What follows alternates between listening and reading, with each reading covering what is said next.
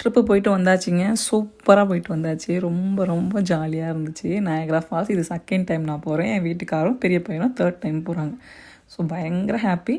இந்த ஊர்லேயே ரொம்ப ரொம்ப பிடிச்ச இடம் எதுன்னு கேட்டிங்க அப்படின்னா, தூக்கத்தில் எழுப்பி கேட்டால் கூட நயாகரா ஃபால்ஸ் அப்படின்னு தான் சொல்லுவேன்.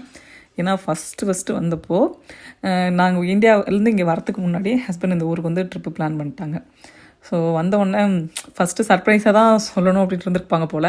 அதுக்கப்புறம் பாஸ்போர்ட் டீட்டெயில் கேட்டாங்க. ஸோ அதை சொல்லும்போது சொல்லிட்டாங்க இந்தியாவில் இருக்கும்போது. ஸோ வந்தவுடனே ஃபஸ்ட்டு போன ட்ரிப்புன்னு வச்சுக்கோங்களேன். அப்போயும் சரி இப்போயும் சரி பயங்கர ஹாப்பியாக இருந்துச்சு. அப்போ என் கூட இன்னொரு ஃப்ரெண்டு ஒருத்தவங்க வந்திருந்தாங்க. நாங்கள் 2 பேரும் அந்த போட்டில் போகும்போது முதல்ல 2 பேர் வாயிலையும் வந்த ஒரே வார்த்தை, எந்த ஜென்மத்தில் செஞ்ச புண்ணியமோ நம்ம வந்து இங்கே வந்து இதை பார்த்துருக்கோம் அப்படின்னு சொல்லிட்டு. இயற்கை எவ்வளோ அழகு அப்படின்றத இதை விட சிறந்த உதாரணம் இருக்கவே முடியாதுங்க. வார்த்தையால் அதை சொல்ல முடியாது. அந்த இடத்துல போய் அதை அனுபவிக்கும் போது செம்மையாக இருந்துச்சு.